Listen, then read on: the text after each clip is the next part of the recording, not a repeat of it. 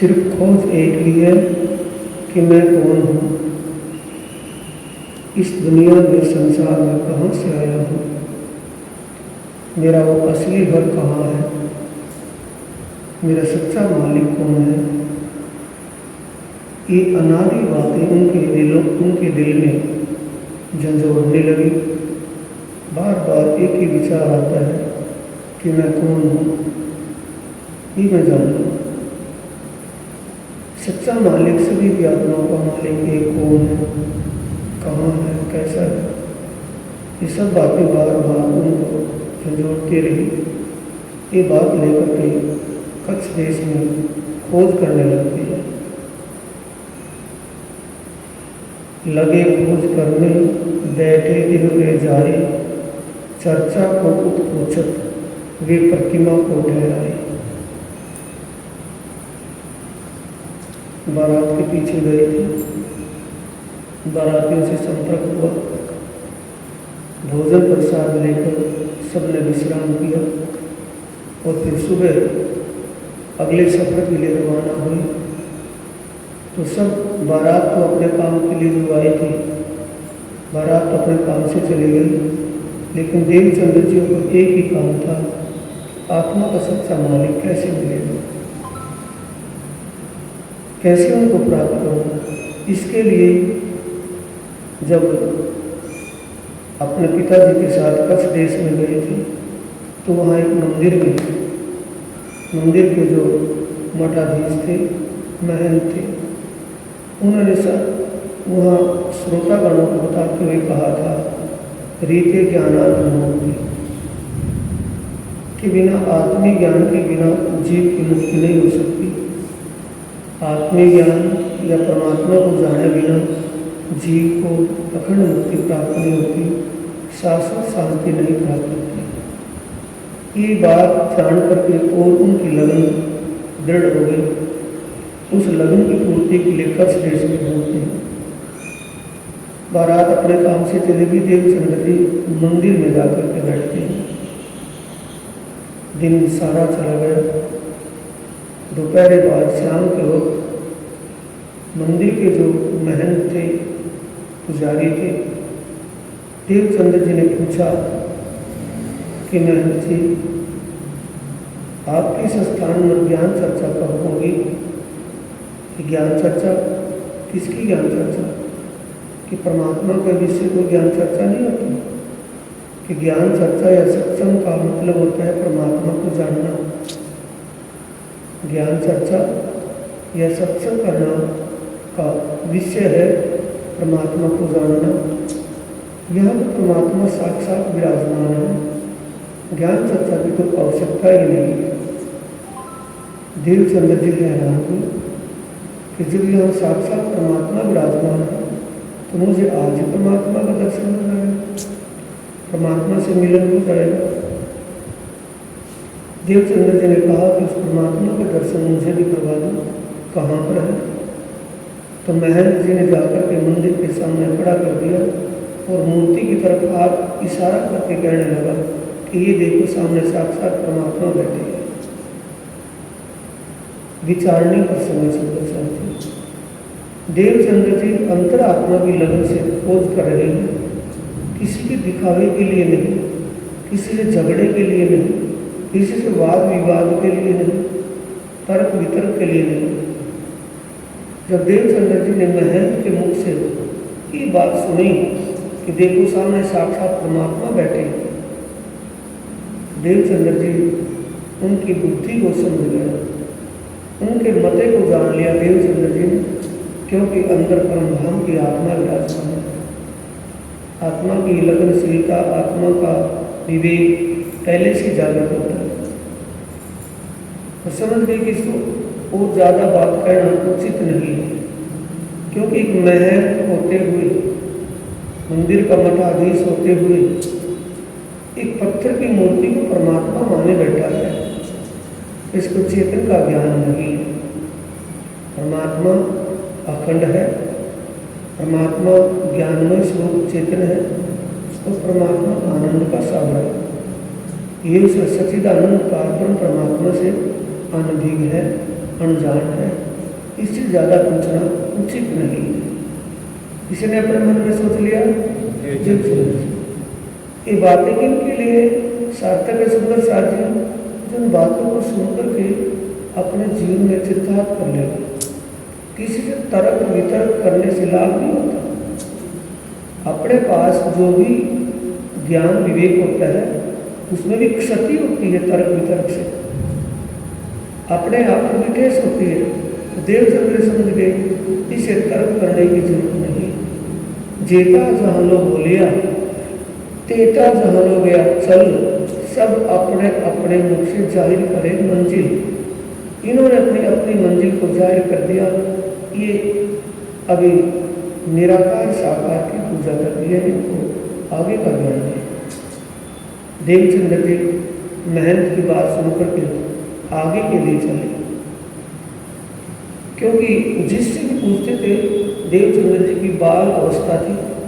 जिस भी बुजुर्ग से पूछते थे तो बुजुर्ग एक ही बात बताते थे कि अगर परमात्मा को पाना है, परमात्मा को मिलना है तो मंदिर में जाओ, भक्ति करो, संत महात्माओं का संग करो, उनके सत्संग से तुम्हें परमात्मा का ज्ञान करो। अब देवचंद्र जी मंदिर से उदास होकर के आगे बढ़ते हैं। विचार किया कि पहुँचे हुए कुछ संत महात्मा हिंदू समाज में देखते हैं भेषधारी, इनकी बड़ी बड़ी जटाएं लटाएं या भगवा भेष काला भेष, ऐसा भी भेषधारी जिसको हम उत्तम मानते हैं कि पहुंचा हुआ महाराज है, इस जैसा कोई महाराज नहीं। तो ऐसे संतों में जांच पड़ताल करने शुरू कर दी, खोज कर दी। पहुँचते हैं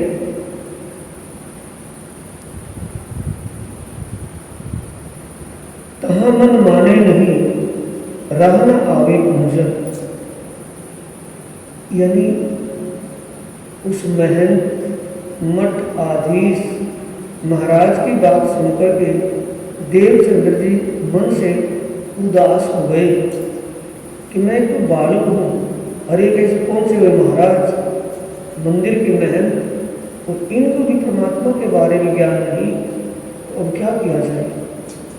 फिर देखते हैं कि नहीं कोई ना कोई तो बताएगा।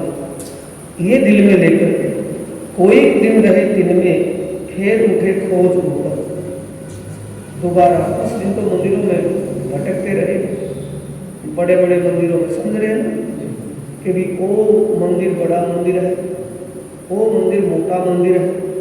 ऐसे मंदिरों में और मंदिर के महत्वों से बातचीत करते रहे, खोज करते रहे, परमात्मा के बारे में जानने का प्रयास करते रहे, लेकिन संतुष्टि नहीं। फिर देवचंद्र जी आए खोजे सन्यासी बड़े डिंगधारी, चुपाई है बड़े डिंगधारी। बड़े डिंगधारी का मतलब है महंत कहलवाने वाले जटाधारी भेषधारी महात्मा। अल्फियाँ जिन्होंने पहरी हुई है, जटाएं रखी हुई है, अनेक प्रकार का भेष धारण किया हुआ है, ऐसे से संपर्क किया कि शायद उनको परमात्मा का ज्ञान होगा, परमात्मा के बारे में मुझे बताएंगे। आम पूछे दिन को आवे खलक सारी, जिनको आम दुनिया सर्वश्रेष्ठ मानती थी, ऐसे सर्वश्रेष्ठ भेषधारी महात्माओं से, सन्यासियों से प्राणनाथ देवचंद्र जी ने संपर्क किया। तहाँ जाए के खोजिया कहे जानते हैं सब हम। जिनके पास जाते हैं तो जैसे जिक्र करते हैं, क्या आप मुझे परमात्मा के बारे में कुछ बताओगे कि परमात्मा को कैसे प्राप्त किया जाए, मुझे परमात्मा का मिलन कैसे होगा। वो सब जानते हैं कि हम सब कुछ जानते हैं, पर हमारा नाम दान दीक्षा ग्रहण करने को नहीं। देवे नाम सुमरन नेचे कर ग्रह करो। देवचंद्र जी जिन सन्यासियों से जाकर के संपर्क किया और पूछा कि मुझे परमात्मा से मिलना है, परमात्मा का दीदार कैसे होगा, परमात्मा का मिलन कैसे होगा, तब सब ने कहा कि भाई नाम दाम लेना पड़ेगा, दीक्षा ग्रहण करनी पड़ेगी, हम दीक्षा आपको दीक्षा देंगे और जैसा आपको कहेंगे वैसा आपको करना पड़ेगा। देवचंद्र जी को सिर्फ एक ही लगन थी कि मुझे मेरी आत्मा का सच्चा मालिक कैसे मिले, कुछ भी करके मिले, कैसे मिले। ये लगन करके देवचंद्र जी कहते हैं कि कोई ठीक है, मैं आपका नाम दाम भी ग्रहण कर लूँगा, जैसा आप कहोगे मैं वैसा ही करने को तैयार हूँ। और चर्चा करे दत्त की, लिया नाम सुमरन, दिल में कछु न आगी, क्यों है न पतीजे मन, क्यों है न पतीजे, संतुष्टि नहीं होती। सुनते हैं, पूछते हैं, जवाब मिलता है, सुनते हैं, विचार करके अंदर से संतुष्टि नहीं होती। देवचंद्र जी बहुत कुछ किया दत्त की कृपा। दत्तात्रेय में 10 नाम सन्यासी आते हैं, 10 नाम सन्यासी में दत्तात्रेय की जो चर्चा होती थी, तो उस चर्चा को छोड़ते हैं, वो अपने गुरु के विषय में अपना, जैसे किसी महाराज की बीते को किया ना, ऐसे ही दत्ता जी का जो 10 नाम सन्यासी दत्ता जी से चले, उसकी चर्चा वो सुनाते थे। वो चर्चा उनकी अपनी होती थी, सुनते थे, लेकिन वो शरीर तक की बात रह जाती थी, आत्मी बात उसमें नहीं मिलती थी। कोई दिन तहाँ रहे फिर चले जागा, और बड़े दिन कन फटे चले गए दिन तो। फिर उसके बाद सोचा ये नागे महात्मा होते हैं ना, कनपाड़े महात्मा, बड़े बड़े गुंदरे पैर रखते हैं, नंगे रहते हैं शरीर से, ऐसे महात्माओं के पास गए।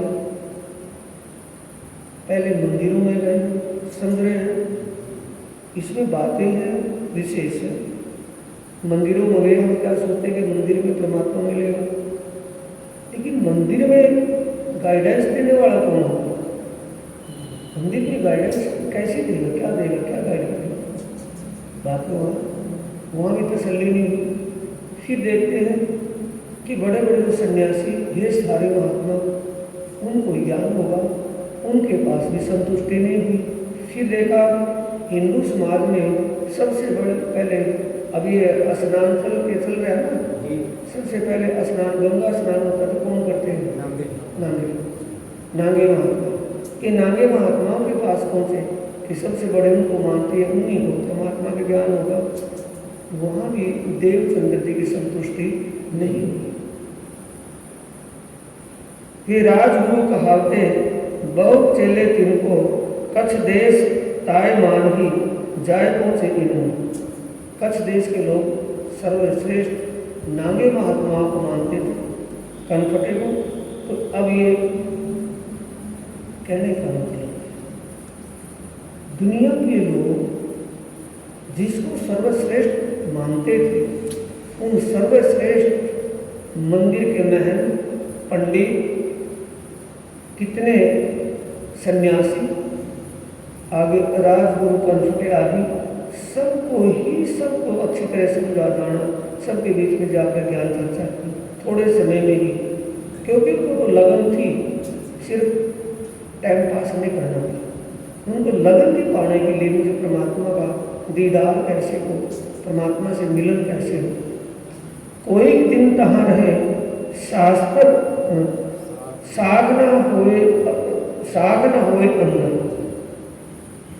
कईयों दिन, 1 दिन 2 दिन 10-5 दिन उनने चर्चा सुनी, पूछा, लेकिन अंतर आत्मा की संतुष्टि नहीं हुई। अंतर आत्मा का साथ देने का मतलब अंदर से संतुष्टि नहीं होती, क्योंकि ये साकार निराकार तक का ही वजन जानते हैं। इससे आगे का ज्ञान इनको नहीं है, आत्मिक ज्ञान नहीं है। सिर्फ तन की शुद्धि, इंद्रियों का दमन, यहाँ तक ही सीमित थे, आत्मिक ज्ञान से अनभिज्ञ थे। फिर वैरागी कापड़ी में रहे कोई दिन, फिर कहते तो संसारों में रहते महात्मा, उन महात्माओं से संपर्क किया कि शायद वो दुनिया से दूर जाकर के संसारों में भक्ति साधना करते हैं, शायद उनको ही परमात्मा का ज्ञान होगा, उन्हीं से मुझे परमात्मा की प्राप्ति होगी। ये नहीं कहने का मतलब जैसे कोई कहता है, जैसे दुनिया में एक सर्वश्रेष्ठता मानते हैं, सर्वश्रेष्ठता को सबको छान लिया, लेकिन देवचंद्र जी की संतुष्टि नहीं हुई। इन भांत महजन में मुल्ला की करी सोहबत, तहाँ कछु न पाभी कोई दिन रहे थी। फिर उसके बाद विचार किया कि हिंदू समाज के महात्मा संत महात्माओं से तो मैंने मिलन कर लिया, लेकिन संतुष्टि नहीं हुई किसी से भी। किसी ने भी परमात्मा के स्वरूप, परमात्मा का स्वरूप कैसा है, परमात्मा का वो असल ठिकाना कहाँ है, परमात्मा और आत्मा में भेद क्या है, इन बातों के बारे में जानने के लिए जो पूछ रहे थे कि मैं कौन हूँ। तन का नाम तो देवचंद्र है, लेकिन देवचंद्र जी के तन के कौन है, ये जानने के लिए जो ढूंढ रहे थे, किसी से तसल्ली नहीं हुई। हिंदू महात्मा संत विचार, जितने संत महात्मा थे, पंडित उपाध्याय थे, सबको पूछ लिया। अब बाद में विचार किया कि इस्लाम धर्म में भी परमात्मा की बंदगी करते हैं, खुदा की बंदगी करते हैं, मैं उनसे संपर्क करूं, शायद वो ही बता दें। ये विचार करके देवचंद्र जी मस्जिद में चले गए और मस्जिद में जो वहाँ उनके उलमा थे, मौलवी थे, उनसे संपर्क किया। उन्होंने भी 5 दिन इस्लाम की, रोज़ा, कलमा, नमाज, ज़कात और ज़ियारत, यहीं तक ही सीमित है। यानी कि कर्म कांड, शरीयत की बंदगी तक उन्होंने बताया कि यहाँ तक ऐसा करने से परमात्मा की प्राप्ति हो जाएगी। तो परमात्मा की प्राप्ति हो जाएगी बात पर देवचंद्र जी पूछते हैं कि जिस परमात्मा की प्राप्ति होगी उस परमात्मा का स्वरूप कैसा है। तो यहाँ आकर के बात फिर बेचूर बेनमूह में चली जाती है, वो भी निराकार को उठा जाती है। तब देवचंद्र जी ने सोच लिया कि इन उलमा या मुल्ला मौलवियों को भी परमात्मा के विषय ज्ञान नहीं है। यह भी संतुष्टि उनकी नहीं हुई। तहाँ कछु न पावी कोई दिन रहे थे, और ब्राह्मण भेष कहीं और भेष सब और खोजत ही फिरत रहे, मेहनत कही करे जो। बहुत कोशिश की, बड़ी मेहनत का मतलब है प्रयास, मेहनत का मतलब जानने की लगन। ये नहीं कि भी एक दो से पूछ लिया चलो छोड़ दिया हो गया, ऐसा नहीं, लगन से बहुत कोशिश की। कहीं भी किसी प्रकार का परहेज नहीं किया कि हिंदू या मुसलमान में किसी से पूछना नहीं कि मुझे परमात्मा को मिलना है, कैसे मुझे परमात्मा के मिलन का रास्ता मिल जाए, पता लग जाए। फिर भोजनगर आए 3 शहर में, तहाँ हरदास जी रहे भई 100 दिन से। उसके बाद देवचंद्र जी खोज करते करते भोजनगर में चले गए। भोजनगर के अंदर जैसे वो चले जा रहे थे रास्ते में, और मंदिर था, रास्ते गली के किनारे, सड़क के रास्ते के किनारे मंदिर था। मंदिर से सुरीली आवाज़ आई किरण चंद्र। उस आवाज़ को सुनकर के देवचंद्र जी वहीं रुक गए कि ऐसी प्रेम की आवाज़, ऐसा कौन प्रेमी भक्त है, मैं कम से कम उनके दर्शन तो कर लूँ। मंदिर में चले गए। मंदिर में जैसे देवचंद्र जी गए, सामने बैठे हरिदास,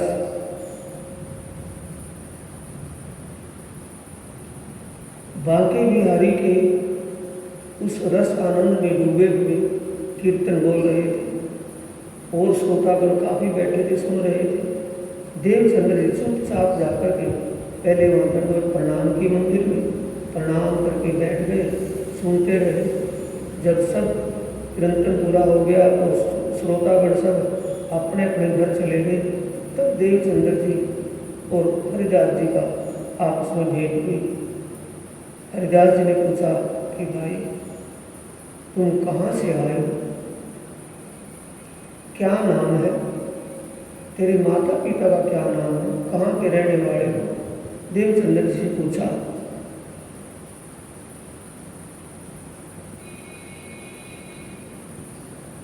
वे थे राधा वल्लभी सेवक कार्य आत्म, सेवा बांके बिहारी की करे सकी भाव धर्म। हरिदास महात्मा जी बांके बिहारी की पूजा करते थे, सेवा पूजा करते थे और अपने आप को आत्मा मानते थे। नर यानी कि पुरुष का तन होते हुए अपने आप को आत्मा स्वरूप मानते थे, सखी भाव से भजन करते थे, बड़े प्रेम मगन होकर, निष्काम और निस्वार्थ भाव से रहे। दिन की सोबत में देखी सेवा जैसे उनसे पूछताछ हुई, कहाँ से आए, कैसे आए, बता दिया कि मैं उमरकोट गांव का रहने वाला हूँ, मेरे पिता का नाम हुकुमैता है, माता का नाम कुंवरबाई है।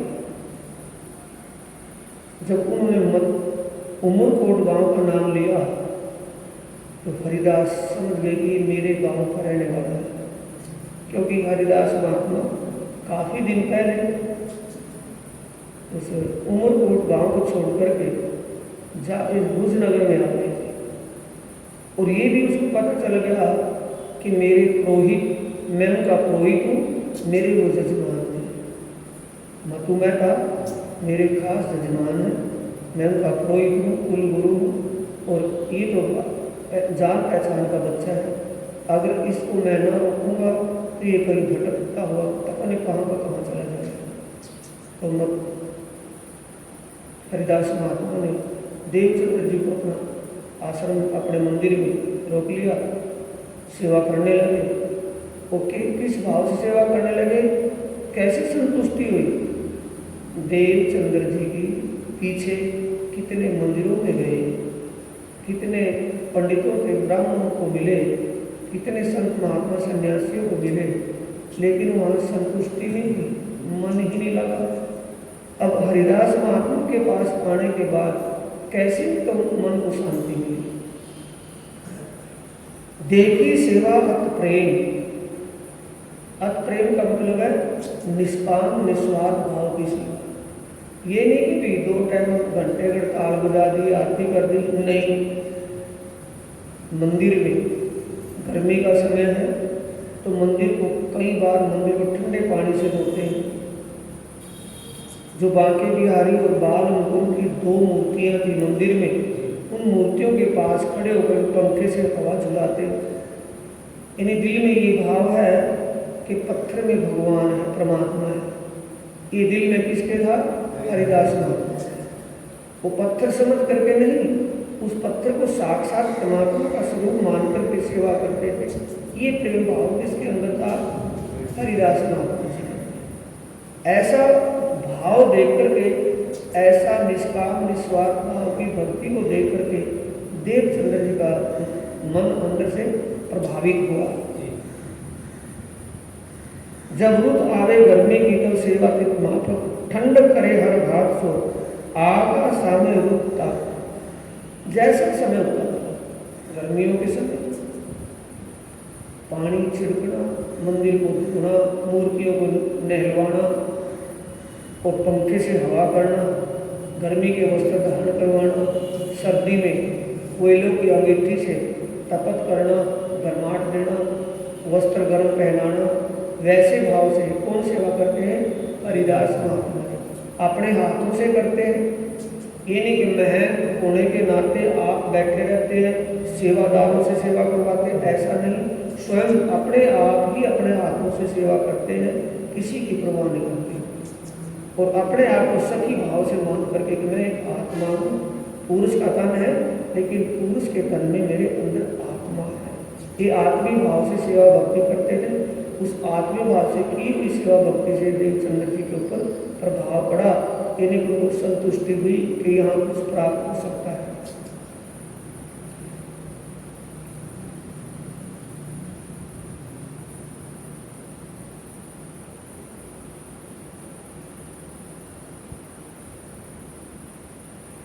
इन ठिकाने 20वीं चौपाई है, इन ठिकाने आए के आत्म पायो करा। आगे यानी हरिदास महात्मा के पास भुज नगर में आने के बाद देवचंद्र जी को शांति का एहसास हुआ, आत्म शांति मिली कि यहाँ कुछ मुझे प्राप्त हो सकता है, मैं यहाँ रह करके सेवा करूँ और सेवा से मुझे कुछ फल मिले ही मिलेगा।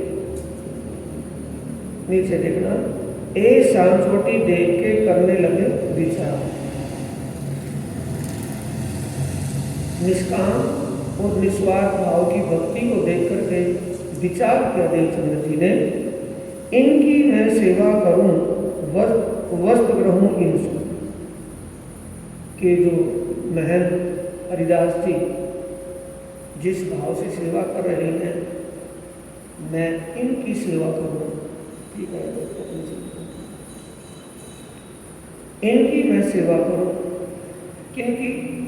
हरिदास कि जो ये सेवा कर रहे हैं मंदिर में, बांके बिहारी जी, बाल गोविंद जी की, ये मंदिर की सब सेवा मैं अपने हाथों से वैसे ही करूं तो इस सेवा से ये खुश होंगे और मुझे आगे का रास्ता बता देंगे। ये किसके दिल में आ गई? देवचंद्र जी कि जो सेवा हरिदास महात्मा जी आप करते हैं वो सेवा मैं स्वयं करूं और उसके साथ साथ इनकी भी सेवा करूं। हरिदास महात्मा की गुरु भाव से मैं सेवा करूं और जो मंदिर की सेवा है वो सेवा अपने हाथों से करूं तो मुझे शायद परमात्मा की प्राप्ति जल्द हो जाएगी। एक किसके दिल में बात बैठ गई? देवचंद्र जी। नित्याने चर्चा सुने, जाए बैठे सोबत, जब ए मत महता सुनी, धाय के आए गए। रोज प्रति ज्ञान चर्चा सुनते, चर्चा होती है ना, क्या अंतर मिला यहाँ? पीछे मंदिरों में गए तो वहाँ घंटे हड़ताल ही खड़कते हैं, आरती पूजा होती है, ज्ञान चर्चा नहीं होती। और सब में घूमने फिरने के बाद यहाँ ज्ञान चर्चा मिली। जिस मंदिर में, जिस आश्रम में, जिस स्थान में ज्ञान चर्चा नहीं तो कैसा होगा? लौकिक होगा या पारलौकिक होगा? लौकिक होगा। जहाँ ज्ञान चर्चा होगी वो अलौकिकता में चला जाएगा। तो यहाँ अलौकिक रूप से चर्चा सुनने को मिलती थी और सेवा करने को मिलती थी। बड़े खुश हुए। अब देवचंद्र जी को लग गए सेवा में। देवचंद्र जी के अपने पास होने का पता हरिदास महात्मा ने मतु मेहता को उनके घर पहुंचा, पता दे दिया कि तुम्हारा बच्चा मेरे पास है, कहीं भटकने की जरूरत नहीं, अपने बच्चे को मिलना चाहो मेरे पास यहाँ भुजनगर आ जाओ। माता पिता ने जैसे ही सुना तो तड़प रहे थे। एक ही लड़का था, औलाद इकलौता पुत्र था, दूसरी कोई औलाद ही नहीं, और एक ही बच्चा घर छोड़ करके निकल जाए तो कितने तड़प रहे होंगे। इतनी तड़प में जब उनको पता मिला कि देवचंद्र जी कहीं और नहीं, वो महात्मा हरिदास के पास भुजनगर में है, तो दोनों ही जैसे भी उनको पता चला तुरंत उन्हीं के पास आ गए। नसीब जो कहने हती सो कह करते तब सब ए क्यों माने नहीं बेजार हुए तब। नसीहत का मतलब है सिखा। मतु मेहता और कुंवर बाई ने अपने लड़के को पा करके छाती से लगाया, शांति का एहसास हुआ। फिर उसको अपने बड़े अच्छे भाव से समझाया कि भाई तू हमारा अकेला लड़का है और कोई औलाद नहीं, तू ऐसा अगर बैरागी बन जाएगा तो कैसे होगा। बड़ा प्यार से समझाया कि नहीं तू हमारे पास चल, अपने गांव में घर चल, बहुत समझाया। लेकिन उनकी बात सुनकर के देवचंद्र जी को कोई प्रभाव नहीं पड़ा। एक क्यों माने नहीं बेजार हुए तब। बेजार का मतलब दुखी। माँ बाप बड़ा समझाया लेकिन उनकी कोई बात का असर जब नहीं पड़ा, देवचंद्र ने कोई बात नहीं सुनी, अनसुनी की, तब इस बात से वो निराश हो गए कि अब क्या किया जाए। श्री देवचंद्र जी माया के क्यों नजीक न जाएं, इनको वह गमे नहीं बड़ो दुख पहुंचाए। बार बार कहते हैं अकेला बच्चा है, तेरी शादी करेंगे, घर में आगे वंश भेद चलेगी, खानदान बढ़ेगा, अनेक बात उसको समझाते हैं। लेकिन देवचंद्र जी उनकी बातों को अनसुना कर देते हैं। अपनी बातों को अनसुना होता हुआ देख करके माँ बाप बहुत दुखी हुए, निराश हो गए। हरदास की सेवा करें मनसा वाचा कर्म, कछु सत न ल्यावही रहे आत्म के धर्म। आत्मभाव से देवचंद्र जी हरिदास महात्मा को गुरु समझ करके बड़े भाव से सेवा करते हैं। उनकी मंदिर की सारी सेवा अपने आप करते हैं। हरिदास महात्मा को कुछ नहीं करने देते, सब सेवा अपने हाथ से करते हैं। ऊपर से हरिदास महात्मा की भी सेवा करते हैं, पाँव दबाते हैं, चरण दबाते हैं, उनके कपड़े धोते हैं, स्नान करवाते हैं, भोजन जिमाते हैं। सारी सेवा, गुरु जी की भी सेवा और मंदिर की भी सेवा देवचंद्र जी अपने हाथों से बड़े प्रेम भाव से करने लगे, आत्मभाव से। देखे साचे हरदास जी इनको, मन में देव नाम सुनो। एक भाव छुपे साथी, देवचंद्र जी के दिल में निष्काम और निस्वार्थ भाव था। निष्काम निस्वार्थ भाव से सेवा कर रहे थे। अब ऐसे निष्काम निस्वार्थ भाव की सेवा को देख करके बिना कहे हरिदास महात्मा का दिल भी पिघल गया, नरमा गया। दिल में विचार करते हैं कि इसको तो गुरु दीक्षा देनी चाहिए, इसको दीक्षा दे देनी चाहिए, नाम दाम देना चाहिए, ताकि इसके जीव का भी उद्धार हो जाए। ये अपने दिल में आ गया। देवचंद्र जी ने नाम दाम लेने के लिए नहीं कहा, किसी बात का कोई भी अपना स्वार्थ, अपना मतलब उनके सामने नहीं रखा, कोई बात नहीं रखी कि मेरे को ये चाहिए, कुछ नहीं चाहिए। ऐसे निष्काम निस्वार्थ भाव से सेवा करने लगे। तो ऐसा निस्वार्थ निष्काम भाव देख करके हरिदास जी का मन बड़ा ही नरमा गया। बड़ा देखे सांचे हरिदास जी इनको, मन में देव नाम सुमरण, ऐसो विचार करके एक दिन में लिया थे। एक दिन निश्चित कर लिया कि फला दिन तेरे को नाम दाम दिया जाएगा और आप अपना मुंडन करवा करके आए। क्योंकि वल्लभाचार्य संप्रदाय में वो एक परंपरा थी कि सिर के केस मंगवा करके भद्र वेश में को नाम दाम देना। मतों में का विचार करें क्यों दारू माया में, तो ए हाथ आवे मेरे छूटे बैराग इनसे। अब मतुमें का विचार करते हैं कि इनको कैसे मैं गृहस्थ में फंसाऊं, कैसे इनको मैं अपने परिवार के अंदर लाऊं, कैसे इनके मन को बदलूं। ये विचार रोज करने लगे। एक विचार करते करते विचार आया तो इन्होंने एक और सगाई करके ब्याह करे। ब्याह को धरायो दिन, वही दिन था उत्तम लेने को नाम सुना। तो किसी व्यापारी से मिलकर बात रखी कि भाई मेरा एक ही इकलौता बेटा है, मुझे एक लड़की चाहिए, कोई अपनी लड़की का रिश्ता कर दे। तो रिश्ता तय कर लिया। जोर से दिन देवचंद्र जी को पता नहीं, देवचंद्र जी को इस बात का पता नहीं कि मेरे पिताजी ने मेरी शादी के लिए रिश्ता तय कर लिया। मतुमा का देवचंद्र जी के पिता मतुमा का ने सिर्फ देवचंद्र जी की शादी के लिए रिश्ता तय कर लिया। वही दिन निश्चित रिश्ते का था, शादी का था, और उसी दिन का दिन नाम दाम देने का था।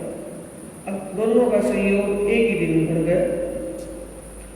मार्ग राजा वल्लभी में लेने नाम सुमरण, भद्र देश होता है, श्री देवचंद्र जी विचार किया। हरिदास जी ने कहा कि भाई कल को तो अपना सिर मुंडवा कर, अपने बाल मुंडवा करके यहाँ भद्र वेश में आना, तेरे को नाम देना। अब वो वैसा ही किया, भद्र वेश में नाम दाम ले लिया। जब भद्र वेश में घर गया तो घर मतु मेहता ने देखा। मतु मेहता को बड़ा गुस्सा आया, बड़ा क्रोध आया कि आज तो श्रृंगार का दिन था और आज ही देवचंद्र जी ने ऐसा भद्र वेश किया, ये तो बड़ा उल्टा काम किया। ऐसा तो जब होता है जब किसी के माँ बाप एक्सपायर हो जाए, खत्म हो जाए, तो उसके बाद किया जाए। देवचंद्र जी के ऐसे विचारों को देखकर, ऐसे कर्तव्य को देख करके माता पिता बड़े दुखी हुए, बहुत गुस्सा हुआ।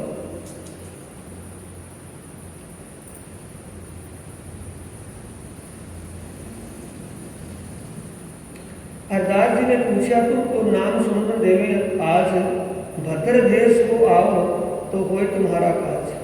तभी भद्र भेष होए के आए के बैठे पास, पूछा नाम सुमरन काहू का लिया है, कहो सन्यासी का कर विश्वास। जब मुंडन करवाकर के देवचंद्र जी हरिदास महात्मा के चरणों में आए, नाम सुनने के लिए बैठे, तब हरिदास जी ने पूछा कि भाई देवचंद्र जी, तूने किसी और सन्यास किसी और से भी नाम लिया है, यानी तूने कोई गुरु धारण किया है? वो कि हाँ, सन्यासियों को गुरु धारण किया है, मैंने एक सन्यासी को अपना गुरु बनाया है, उससे नाम लिया था। कहा सोई नाम सुमरन चिट्ठी में लिख कर, रोटी में चिट्ठी को आए के देव सन्यासी को इयों कर। अब हरिदास महात्मा ने अपने संप्रदाय की परंपरा के अनुसार उसको कहा कि देवचंद्र जी, जो नाम दान तुमने उस सन्यासी से लिया है, वो नाम दान एक कागज़ पर लिखकर, चिट्ठी में लिखकर, कागज़ पर लिखकर रोटी में पका करके किसी सन्यासी को दे दे।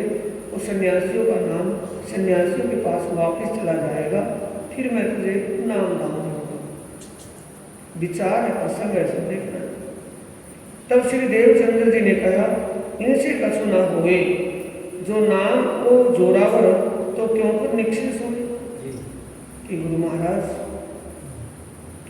आप जो कह रहे हो बात मेरे सिर मत्थे है, मैं बात जो आप कहोगे मैं वैसा करूँगा, तो वैसा करने से कोई लाभ नहीं।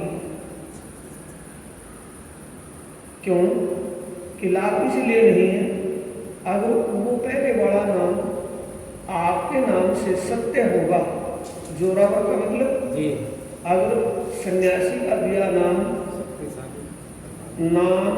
ज्ञान दिया, नाम ज्ञान सच्चा ज्ञान होगा तो मेरे दिल से नहीं निकलेगा। अगर वो ज्ञान सत्य ज्ञान नहीं होगा तो मेरे दिल में नहीं रहेगा।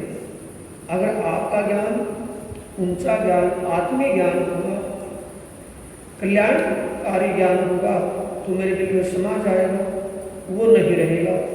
अगर वो कल्याणकारी नाम या ज्ञान होगा तो आपका दिया नाम मेरे दिल में नहीं रहेगा। ऐसे उत्तम विचार देवचंद्र जी के सुन करके हैरान हुए। ऐसी विचारधारा देवचंद्र जी, वाकई ऐसा करने से तो मन की संतुष्टि है, आत्म की संतुष्टि नहीं।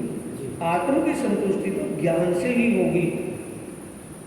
जो तुम्हारा नाम जोरावर वो आप ही हुए दूर, एक तो अर्थ ऊपर का ए आम का मुझको। गुरु महाराज, ये बात तो आम बाहरी बात है, ये बड़ी बातों से काम नहीं चलेगा। मैं आत्मिक कल्याण का इच्छुक हूँ, मेरा आत्म की संतुष्टि के लिए मैं आपके पास आया। आपका ज्ञान अगर मुझे रुचेगा, उत्तम ज्ञान लगेगा, मैं आपके एक एक ज्ञान की एक एक शब्द को दिल में धारण कर दूंगा, ग्रहण कर दूंगा। सुन ऐसी बात हरदास जी बड़ जो पायो सुख, दियो नाम सुमरन देखो स्वरूप सन्मुख। ये जवाब सुनकर के देवचंद्र जी ने जब ये जवाब दिया, हरिदास महात्मा गदगद हो गए कि बड़े ऊंचे विचार। देवचंद्र जी कहा कि देख, मंदिर के सामने बैठा लिया। बांके बिहारी जी का जो मंदिर था, मंदिर के सामने बैठा करके कहा कि देखो सामने साक्षात परमात्मा का स्वरूप। बांके बिहारी हमारी आत्मा के सच्चे मालिक हैं, इनको अपना आत्मा का सच्चा मालिक समझकर और आप इनकी एक सखी, अपने आप को सखी मानकर इनका सखी भाव से भजन जाप करना, सुमन करना है। भजमन श्री वृंदावन कुंज बिहारी नित्य विलास। नाम दाम क्या दिया है? भजमन वृंदावन कुंज बिहारी नित्य विलास, ये नाम दाम दिया। देवचंद्र ने नाम दाम को सुन लिया, दिल में धारण कर लिया। ए राखो तुम दिल में सुमरो कर विश्वास। बांके बिहारी जी अपनी आत्मा का सच्चा मालिक प्रियतम मान करके ये नाम दाम, ये नाम सुमरण करना है विश्वास पूर्वक, जिससे तेरी आत्मा जागृत हो जाएगी, जीव का कल्याण हो। सखी भाव हुए भजियो, भले ही आपका तन नर तन है, पुरुष का तन है, लेकिन आत्मा पुरुष नहीं है। पुरुष तो एक ही है, परमात्मा है, उसके आगे दूसरा कोई पुरुष नहीं है। उत्तम पुरुष, उत्तमा पुरुष से तो बन्या, उत्तम पुरुष परमात्मा ही, एक पारब्रह्म परमात्मा सभी की आत्मा का मालिक है, दूसरा कोई उसका मालिक नहीं, पुरुष नहीं है। तुम एक अपने आप को आत्मा मान करके और बांके बिहारी को आत्मा का सच्चा मालिक परमात्मा मान करके ये नाम सुमरण करते रहना, इससे तेरी आत्मा जागृत हो जाएगी, जीव का कल्याण होगा।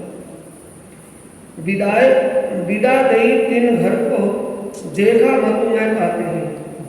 जब नाम दाम लेकर के भद्र वेश में, भद्र वेश का मतलब है सिर गंजा हो गया, मुंडन करवा करके जब घर आए, और उसी दिन वो दिन शादी का था।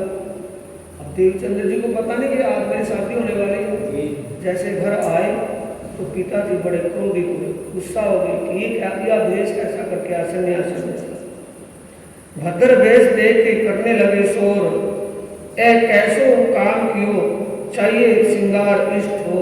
आज तेरा श्रृंगार का दिन था भाई, तूने ऐसा तो काम किया है कि हमारे एक परंपरा और रूढ़वादी के अनुसार उल्ट काम किया है। रोए पीट दुख पाए के खीज डराए कहे सकम। श्री देवचंद्र जी उत्तर दियो, तुम क्या चाहत हो दिन। देवचंद्र जी के पिता मधुमेह का बड़े दुखी हुए, खीजे, गुस्सा हुए। आखिर को देवचंद्र जी ने कहा कि पिताजी आप चाहते क्या हो? अगर तुम मेरी शादी करना चाहते हो तो शादी तो मेरी आज हो चुकी है। मेरी आत्मा अपने सच्चे मालिक को पाए बिना भटक रही थी, आज मैंने अपने सच्चे मालिक को पा लिया है। मैंने उसके अपना दिल से संबंध जोड़ लिया है, अंतरात्मा से संबंध मेरा, मेरी आत्मा का अंतर आत्मा से उनका संबंध उनसे जुड़ गया है। अब शरीर का अगर आप शादी करना चाहो तो आप कर सकते हो, मैं रोकता नहीं, लेकिन जब तक मेरा मन नहीं मानता तो आपको शादी करने का कोई लाभ भी नहीं। मैं ब्याह करना था जिनसो, किया है तिनसो, मैं तो तुमको बरचिया मेरे काम नहीं गिन। मैंने जितनी बार आपने मेरा शादी का जिक्र किया, मैंने आपको मना कर दिया, लेकिन आपने आप जो जबरदस्ती करना चाहते हो तो आप कर सकते हो, लेकिन मेरी शादी जिससे हो रही थी वो शादी तो हो चुकी है। ऐसे में ब्याह हुआ खटपट नित होए, श्री देवचंद्र जी हरिदास जी की सेवा करते सुने। देवचंद्र जी की शादी कर दी, लेकिन शादी हो जाने के बाद देवचंद्र जी की सेवा के जो नित्य कर्म था उसमें कोई भी फर्क नहीं पड़ने दिया। देवचंद्र जी अपना नित्य वैसे सेवा करते हैं, हरिदास जी की गुरु भाव से सेवा करते हैं, मंदिर में साक्षात परमात्मा का घर मान करके परमात्मा का भाव लेकर के दिल में सेवा करते हैं। सेवा में कोई किसी प्रकार का भी अंतर नहीं आने दिया देवचंद्र जी। रहे सोबत हरिदास जी की दोपहर रात लगे, दोपहर का मतलब 12 बजे तक। देवचंद्र जी सुबह 3 बजे आ जाते हैं और रात के 12 बजे तक मंदिर में ही रहते हैं। 12 बजे जाते हैं और 3 बजे तक एक पैर घर में रुकते हैं, बाकी 7 पैर मंदिर में रहते हैं।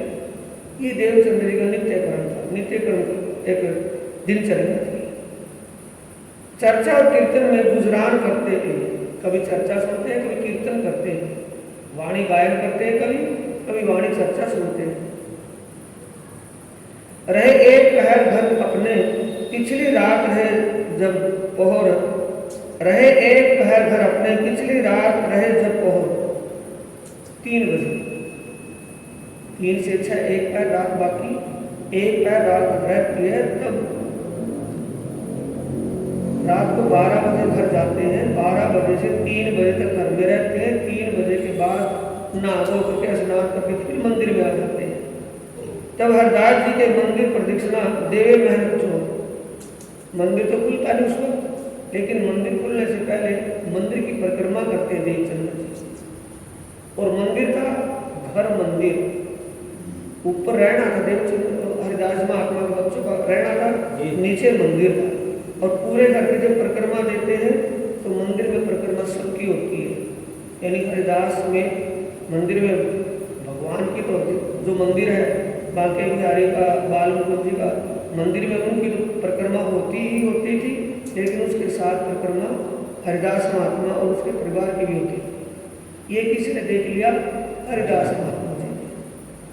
एक दिन से हरिदास जी उठे थे देह कार्य, किसी कारण से लघु शंका के लिए रात को उठे थे, ऊपर झरोखे थे, देखिया कया कौन फिरते है कौन गर्ज।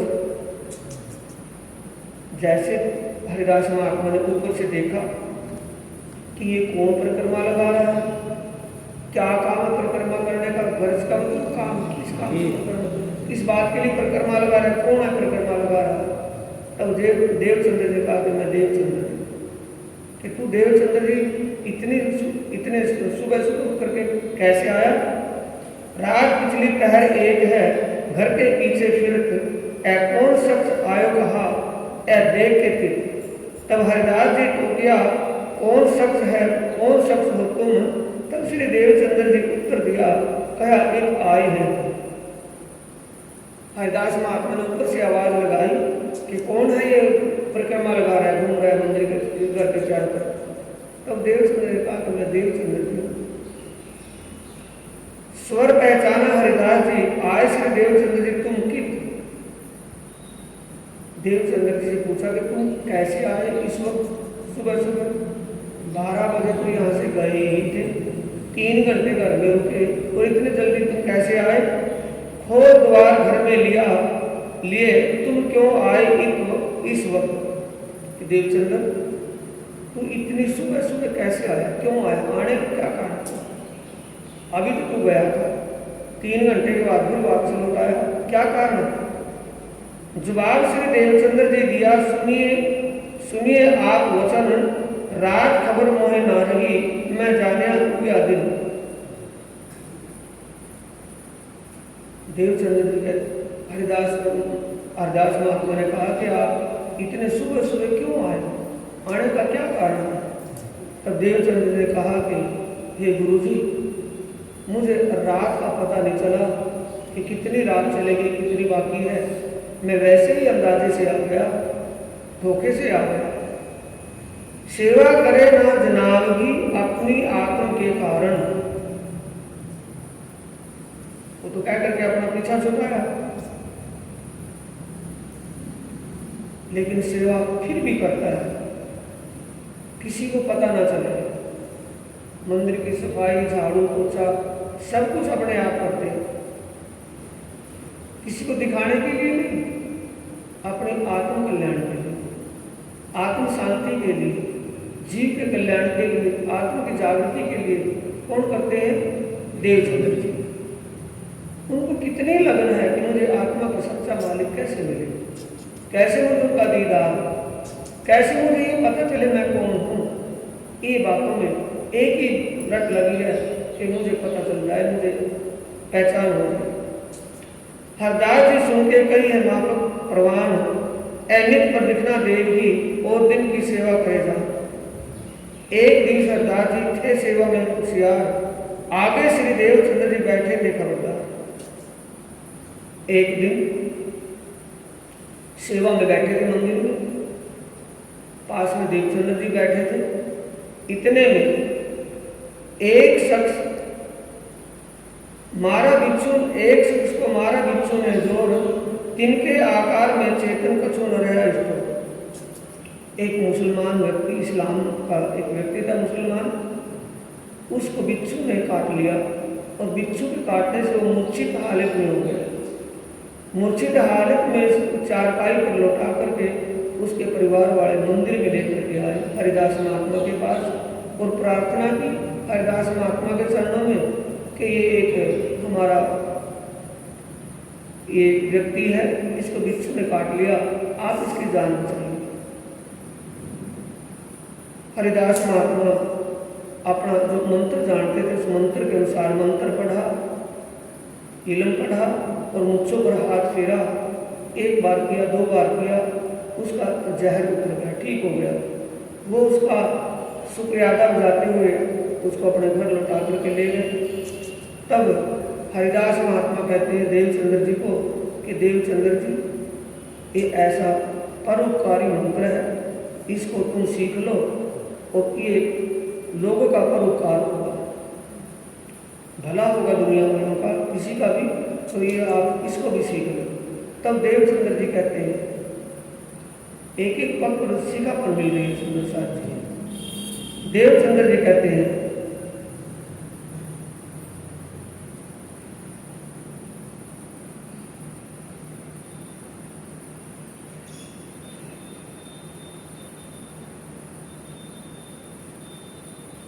तब श्री देवचंद्र जी ने कहा, हरदास जी सुनो, तुम हमको मंत्र जो तुम दियो सो हृदय राखे हो। कि हे गुरु महाराज, आपने जो मुझे पहले मंत्र दिया था, ये कहा था कि गर्भ में जाने के बाद जीव को करोड़ों बिच्छू काटने का जो दुख होता है उससे भी अनंत गुना दुख होता है एक बार गर्भ में जन्म लेने। और जब ये तो एक बिच्छू की बात है, जब करोड़ों बिच्छू के जहर को दूर करने वाला मंत्र आपने मुझे पहले दे दिया है, अब दूसरे मंत्र का मैं क्या करूँगा? मेरे दिल में एक ही जगह है, 2 की जगह नहीं है। इससे क्या सीखा मिल रही है कि हमें तांत्रिक विद्या में नहीं पढ़ना है। आत्म कल्याण के लिए, आत्म शांति के लिए, जीव के कल्याण के लिए हमें जो भी ज्ञान चाहिए, जो भी मंत्र चाहिए, उसी की जरूरत होनी चाहिए, दूसरी जरूरत नहीं। अगर हम स्वार्थ में अपने कामी भाव में पड़ जाएंगे, निष्काम भावना नहीं रहेगी, तब ये गड़बड़ी गड़बड़ होगी। अब देवचंद्र जी का ऐसा उत्तम जवाब, पहला जवाब कौन सा था कि वो जो मंत्र देने लगे कि जिस दूसरे सन्यासी का तुमने नाम दाम लिया है, वो चिट्ठी पर लिख करके सन्यासी को रोटी में पका कर वापस दे दो, उसका नाम उस पर चला जाएगा। तब तो कहा था, तब देवचंद्र जी ने कहा था कि नहीं, आपका ज्ञान सच्चा ज्ञान होगा तो मेरे हृदय में समा जाएगा। अगर वो ज्ञान सच्चा होगा तो आपका ज्ञान मेरे हृदय में नहीं समाएगा। वहाँ प्रभावित हुए। दूसरा ये सुन करके कि आपने जो नाम बख्शा है, मैं एक ही नाम सुमरण करके उस परमात्मा को प्राप्त कर लूँगा, जिससे मेरे जीव का करोड़ों बिच्छू काटने का जो दुख होता है वो तो छूट ही जाएगा, जन्म मन से छूट जाएगा। बार बार ना जन्म ले, ना कर्म करे, ना भोग भोगना पड़े, इसी सदा के लिए छूट जाएगा। मुझे एक ही काफी है। इसी का फल है, हर जगह नसीहत मिल रही है इसमें।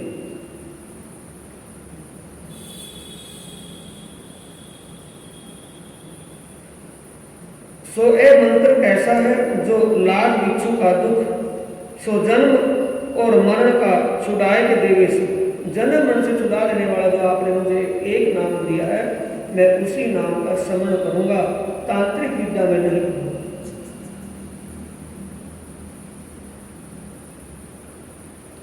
सो मंत्र जिन उर में रहे तहाँ कैसे समाये, तब हरदास जी रीझ के सिद्ध करी बनाए, सिद्ध करी बनाए। तब देवचंद्र ने कहा कि मेरे हृदय में सिर्फ एक परमात्मा का नाम ही समा सकता है, दूसरा नाम नहीं। मैं एक परमात्मा का सुमरण कर सकता हूँ और मंत्रों का सुमरण नहीं करूँगा, मेरे दिल में नहीं समाएगा। ऐसे विचार देख करके बहुत खुश हुए। खुश होने की बात भी जी, जब गुरु के अंदर भी इतने ऊंचे विचार नहीं और एक शिष्य के अंदर इतने ऊंचे विचार कि उन ऊंचे विचारों से गुरु जी प्रभावित हो रहे, बड़े खुश हुए और हमें नहीं लगा। आगे ना जी बातें चुपाइयों थोड़ा ध्यान से देखते रहे और उसमें थोड़ा चुपाइयों के आधार पर चर्चा चले, उसमें कुछ बात।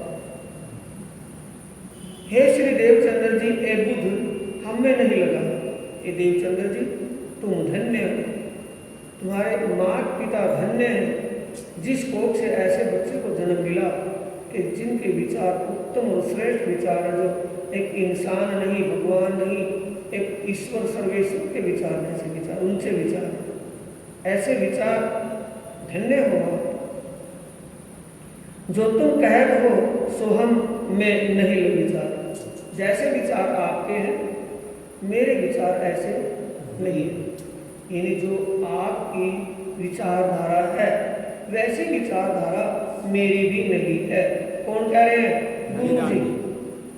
गुरु जी शिष्य के विचारों से प्रभावित होकर के अपने आप को नतमस्तक कर रहे हैं उनके सामने कि मेरे अंदर ऐसे विचार नहीं है। ये विचार किसके सुंदर साथी? आत्मा के विचार। पार वतन जो सुहागनिया ताकि तुम नहीं पहचान, जो कभी भूले वतन तो भी सुख कहाँ निदान। उनसे विचारों के विचार उनसे होंगे, संसार के जीवों से विचार तुम विचार होंगे। इन भाग कई बीतते भई माहे भोज नगर, श्री देवचंद्र की सेवा करें पड़े न काम करो। इस प्रकार भोज नगर में मंदिर में रहते हुए अनेक प्रकार से सच्ची श्रद्धा और सच्ची लगन से देवचंद्र की सेवा करते रहे, बड़ा भाव लगाव करके। अब उस सेवा का प्रभाव किसके ऊपर पड़ रहा है? हरिदास की इतनी लगन, ऐसी सच्ची लगन। एक दिन फिरते घर को देखे झरोके पर देखा श्री देवचंद्र जी को फिरते बुलाए लिए ऊपर। नीचे मंदिर था, ऊपर रैन बसेरा था। मंदिर में जैसे परिक्रमा कर रहे थे, एक बार फिर दोबारा से परिक्रमा करते मिले। देवचंद्र जी को फिर कहा कि कौन? कि मैं देवचंद्र जी, कि आप ऊपर आ जाइए। बुला ली अपने पास। तब कहा कि आप क्या चाहते हो? कि गुरुजी मैं कुछ नहीं चाहता, मुझे रात का पता नहीं रहता कि रात कितनी चलेगी कितनी बाकी है, मैं इसलिए सुबह आ जाता हूँ। कि नहीं, ऐसा करो, अगर तुम ऐसे परिक्रमा करते रहोगे तो हमें ये एक पाप लगेगा, यानी उसका प्रभाव दुष्प्रभाव रहेगा। परिक्रमा भगवान की या परमात्मा की जाती है, इंसान की नहीं। यहाँ भी सिखापन है, नसीहत है। आज गुरुओं की परिक्रमा करते, दुनिया सेवादार सेवक गुरुओं की परिक्रमा करती है, उनको उनके वचनों पर श्रद्धा रखनी है, वचनों को मानना है, लेकिन परिक्रमा के परमात्मा की जाती है। बोले श्री प्राणनाथ। शब्दों पर श्रद्धा रखनी है, उनकी बातों पर विश्वास करना है, जो करने का है वो करना है।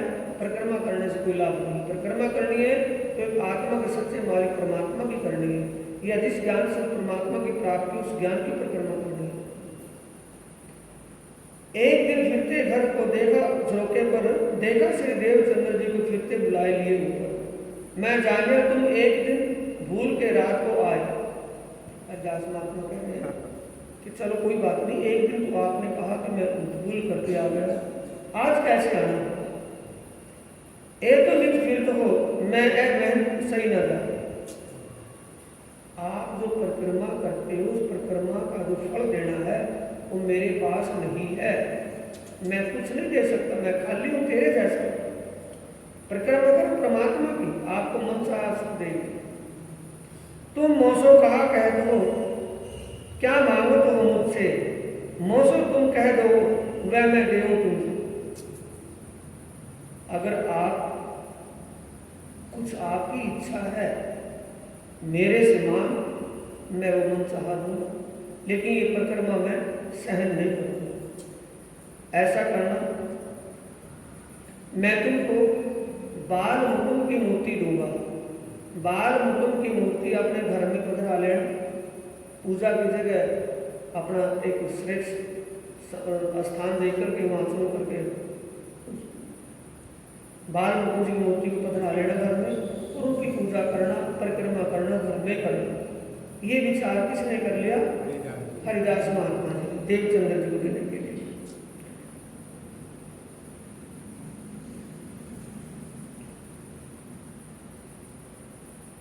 तब हरिदास जी ने कहा मैं तुम्हें देव बाल मुकुंद, जिनकी सेवा तुम करो जो पावे आनंद, जिससे तेरी आत्मा को आनंद या शांति प्राप्त होगी। तब श्री देवचंद्र जी ने कहा जो आज्ञा तुम्हारी हो। गुरु महाराज आपकी जैसी इच्छा हो वैसा हम करेंगे।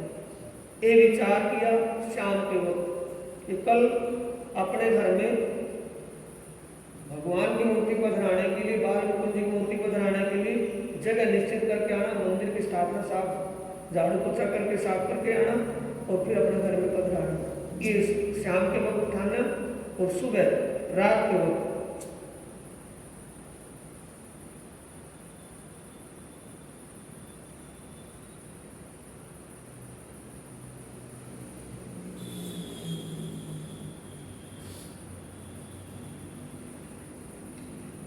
जब ये रात को तो वादा किया कि देवचंद्र जी सुबह मूर्ति दूंगा। जब सुबह प्रातः काल हुआ तो मंदिर में देखा बाल मुकुंद जी की मूर्ति नहीं मिली, गायब है वहां से। अब हरिदास महात्मा दुखी। हरिदास महात्मा ने अपने बच्चों से पूछा, यहाँ कोई आया है मंदिर में कि नहीं? कोई नहीं आया। कि कोई आया होगा कि नहीं? कि बाल मुकुंद जी की मूर्ति कहाँ गई? फिर कैसे गई, कहाँ गई? जब कोई आया नहीं, मंदिर खुला नहीं, बिना मंदिर खुले मूर्ति कहाँ चली गई? अब सारे दुखी। दिन चढ़ते देवचंद्र जी भी आ गए। जैसे देवचंद्र जी आए, देवचंद्र जी ने देखा कि गुरु जी दुखी हैं। गुरु जी से पूछा कि महाराज क्या बात, परेशानी किस बात की, आप परेशान क्यों? कि बाल मुकुंद जी की मूर्ति कहाँ चली गई, कि कहाँ है नहीं कि नहीं, कि वो कहाँ चली गई? अब दोनों दुखी हैं। लगे पूछने घर में, यहाँ तो कोई आया न है। तब जवाब तीन ने दिया, यहाँ किन की ताकत जो आए। इन समय आए श्री देवचंद्र जी घर से, यह हकीकत सुन के दलगीर हुए मन में। देवचंद्र जी बड़े दिलगीर का मतलब दुखी हुए, बड़े दुखी हुए कि ये मूर्ति गई तो कहाँ गई, क्या हुआ, कैसे हुआ? तुम तो हमको दे चुके। अब देवचंद्र जी कहते हैं कि गुरु जी, देवचंद्र जी की महान विचार, महान सोच, देखा कि गुरु जी दुखी हैं, मेरे कारण दुखी हैं। भाई गुरु जी ने मुझे मूर्ति देने के लिए रात को बोल दिया था कि सुबह मूर्ति देनी है और अब मूर्ति नहीं है। गुरु जी इस बात से दुखी हैं। गुरु जी की तरफ से तो चली गई थी, मैं ले जाता तो भी चली गई थी मंदिर से, अब चलेगी तो भी चलेगी, लेकिन इस बात से गुरु जी दुखी हैं कि देवचंद्र जी को क्या दूंगा। मूर्ति तो यहाँ नहीं है, मूर्ति तो अंतर ध्यान हो गया, आलोक हो गई वहां से, तो अब क्या दूंगा, मेरे कारण दुखी है। अब देवचंद्र जी कहते हैं कि गुरु जी आप दुखी क्यों? आपने जो कहा था वो तो हो गया। आपने जो मूर्ति देने के लिए, मुझे मूर्ति देने के लिए कहा था, आपकी तरफ से तो मूर्ति आ गई, आप चिंता मत करो। वो मेरा दोष है, आपका दोष नहीं है। मेरा दोष है भगवान बाल मुकुंद जी मेरे से अपनी पूजा नहीं करवाना चाहते, मैं पूजा के लायक नहीं होऊंगा, जिसके कारण वो मूर्ति गायब हुई है, यहाँ से अलोप हुई है, अंतर्ध्यान हुई। तुम तो हमको दे चुके, वस्त आई थी हम पास, ए हमारी भूल है जो टूटी हमारी आस। ये तो हमारी भूल है, आपकी इसमें कोई कमी नहीं, ये कमी हमारी है। कौन सांत्वना दिला रहे हैं? देवचंद्र जी अपने गुरु हरिदास जी। हरिदास जी माने में प्रसादन ले लगा। हरिदास महात्मा अपने योग घाट में आ गए कि भी कुछ भी है, जब तक मूर्ति नहीं आ जाती तब तक मैं कुछ भी अन्न जल ग्रहण नहीं करूँगा, कुछ भी होता है। ये अनशन कर लिया। अब हरिदास ना खाएं तो घर वाले कैसे खाएं? अब घर वाले ना खाएं तो देवचंद्र जी कैसे खाएं? सभी के लिए अनशन हो गया। अब सारे दुखी हैं। बाल मुकुंद जी की मूर्ति गायब होने से सब दुखी हैं। बांके बिहारी जी के मंदिर में बांके बिहारी जी की मूर्ति को भोग लगाया, राजभोग लगाया, रात को शयन करवाया, सारा कुछ हुआ, लेकिन दुखी है। चौखट के सामने चौखट पर सिर रख करके हरिदास महात्मा बैठे थे। रात को झपकी सी लगी। रात की नींद की झपक में स्वप्न अवस्था में, कुमारी अवस्था में, नींद की कुमारी की स्वप्न अवस्था थी। उस स्वप्न ख्वाब में बाल मुकुंद जी ने साक्षात दर्शन दिया। किसको? हरिदास महात्मा। उससे पहले हरिदास महात्मा को कभी भी कितने दिन से पूजा करते आ रहे थे, कभी बाल मुकुंद या बांके बिहारी जी का दर्शन नहीं हुआ। ये देवचंद्र जी के कारण आज बाल मुकुंद जी साक्षात प्रकट हुए और हरिदास महात्मा को कहा कि हे महात्मा आप दुखी क्यों हो? कि दुखी भगवान मैं आपके कारण हूँ। कि मेरे कारण कैसे हो? कि आप मंदिर में नहीं हो, कहाँ चले गए हो? कि मैं मंदिर में हूँ, तुम्हें दृष्टि भ्रम हुआ है, यानी मैं तुम्हें नजर नहीं आ रहा हूँ, तुम्हें दृष्टि भ्रम हुआ है, मैं मंदिर में ही हूँ। कि नहीं मंदिर में नहीं हो तो ये दृष्टि भ्रम है, क्यों है? कारण क्या है? कि तुम देवचंद्र जी को जो मेरी मूर्ति देना चाहते थे ये भूल कर रहे थे। हरिदास महात्मा कहने लगे कि भगवान क्या देवचंद्र जी आपकी पूजा करने लायक नहीं है? कि नहीं, वो तो पूजा करने के लायक हैं, लेकिन मैं उनसे पूजा नहीं करवा सकता। चौपाई आई है, सो तुमको इन स्वरूप की भई नहीं पहचान, मैं इनकी सेवा ना सह सकूं एहसान। कि हरिदास महात्मा जी आपको देवचंद्र जी के स्वरूप का ज्ञान नहीं है, रूप का ज्ञान है। तुम उनके रूप को अपना शिष्य मान रहे हो, सेवक मान रहे हो, उनसे सेवा करवा रहे हो। उस तन के अंदर जो सर्वशक्ति बैठी है उसको तुम नहीं जान पा रहे। उस तन में तो पारब्रह्म परमात्मा के आनंद अंग साक्षात बैठी है, राशेश्वरी बैठी है। जो बांके बिहारी हैं उनकी राशेश्वरी साक्षात उस तन में बैठी है। मैं उनकी सेवा में सहन नहीं कर पाता। तुम्हें ना इस रूप की पहचान, मैं इनकी सेवा ना सह सकूं एहसान। एहसान कौन सा किया हुआ है? ये कौन कह रहा है? बाल मुकुंद जी। यहां से समझ में आएगा सेंटेंस कौन सा? तीसरा इंड नया भया जो अब अक्षर के सूत्र का सब यह सूत्र की सब संख्या भी प्रतिबिंब वेद दिशा चल गई।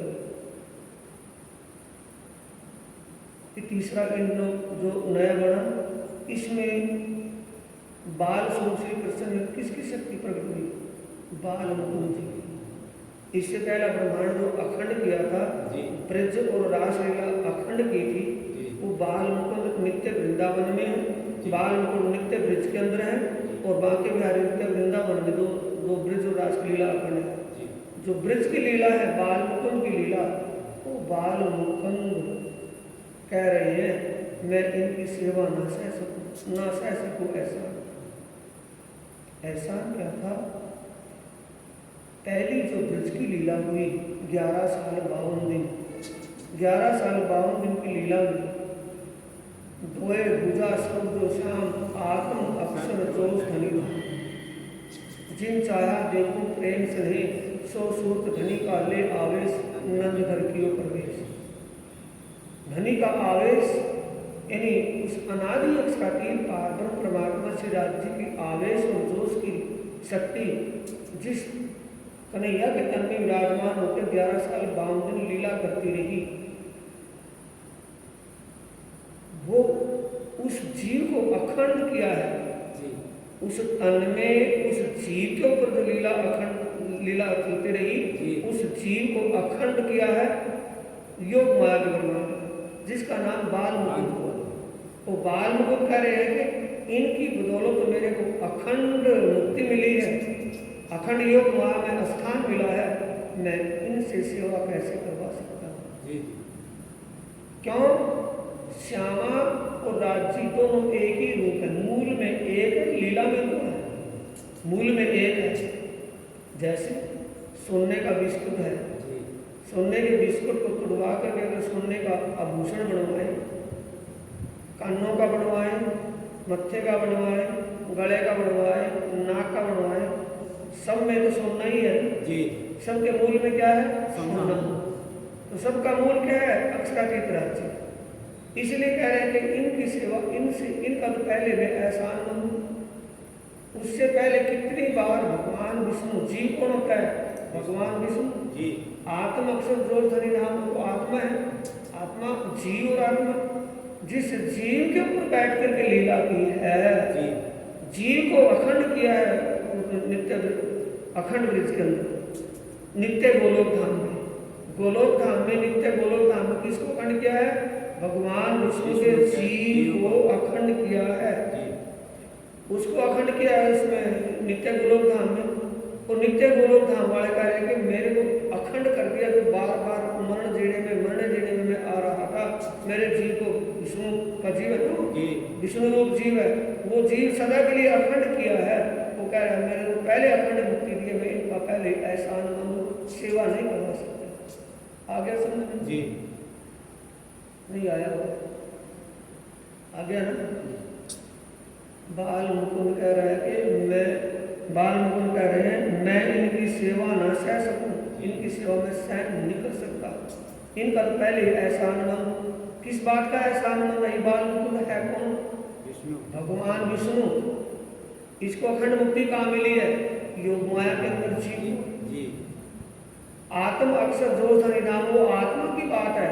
आत्मा अक्षर की जोश धनी का वो बात है, लेकिन जीव के ऊपर बैठेगी आत्मा। अकेली आत्मा तन के अंदर कैसे बैठेगी? जीव का तो अनुष्ठान करेगी। तो जीव कौन है? विष्णु। और आत्मा किसकी? अक्षर की। और जोश किसका था? अक्षरातीत का। उस जोश के प्रभाव से जीव अखंड मुक्ति को प्राप्त हो गया। वो जीव कह रहा है कि मैं इनका पहले एहसान मान लूं, पहले मेरे को अखंड मुक्ति दी है, मैं इनकी सेवा कैसे करवा सकता हूँ? सेंटेंस समझ में आ गया होगा? नहीं आया? जो दिलगीर हुए श्री देवचंद्र जी ए बात सुन के, तो वस्त्र सेवा दीजिए, तुम मोहे न दीजिए इन। अब बाल मुकुंद जी कह रहे हैं कि हरिदास महात्मा, अगर देवचंद्र जी इस बात से दुखी हो कि मेरे को बाल मुकुंद की मूर्ति नहीं मिली, इस बात से दुखी हो, तो इनको भाग्य वस्त्र दे देना। भाग्य वस्त्र किसके हैं? रास बिहारी, बांके बिहारी। कि आप भाग्य वस्त्र दे देना इनको। उन वस्त्रों को बांके बिहारी समझ करके, नहीं रास बिहारी समझ करके पूजा करते रहेंगे, ये दे देना। ये सुझाव कौन दे रहे हैं? बाल मुकुंद जी, हरिदास महात्मा को। अब प्रभु जी तुम कहाँ हो? कहीं मैं बैठूं वहीं ठो। अब हरिदास महात्मा कह रहे हैं कि भगवान आप कहाँ हो? कि मैं मंदिर में ही हूँ। कि मंदिर में दिखाई तो नहीं दे रहे कि तुम्हें दृष्टि भ्रम हुआ है। दूसरी अपनी भाषा से क्या? नजरबंदी खेल है। तुम्हारी नजरों में मैं नहीं आ रहा, मैं हूँ वहीं, लेकिन तुम्हें दिखाई नहीं दे रहा। अब जाकर के देखो मैं वहीं हूँ। जब जाकर के देखा तो बाल मुकुंद जी की मूर्ति मंदिर में जोगी की वहीं मिली। अब खुशी में गदगद हो गई सारा। रात की बात थी ना ये, सारा परिवार, हरिदास महात्मा के बच्चे, उसमें की धर्म पत्नी, सभी बड़े खुश हुए कि भगवान आ गए। अब इस खुशी की बात को बताने के लिए दिन का इंतजार कर रहे कि कैसे थोड़ा उजाला होए और मैं देवचंद्र जी को जाकर के बताऊं। अब जैसे दिन निकला, मतुमय का घर से चल दिए देवचंद्र जी को बताने के लिए। जैसे घर से देवचंद्र जी मंदिर आए, दुखी होकर के गए थे ना, रात के वक्त दुखी थे कि मंदिर में मूर्ति नहीं है, बाल मुकुंद की मूर्ति अलोप हो गई, गायों की मूर्ति नहीं है। इस बात से दुखी होकर के गए थे। अब उस बात दुखी होकर गए, वो भी जल्दी में आ रहे थे। सामने से हरिदास महात्मा जा रहे थे बताने के लिए। दोनों का मिल बीच बाजार के बीच में, यानी भीड़ में, एकांत में नहीं, गली में, गली के बीच बाजार में।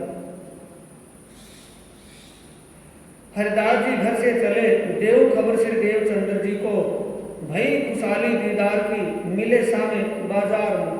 बाजार का मतलब है भीड़ की जगह में, जो गलियारा चल रहा था ना, अपने पास से समझ लेंगे।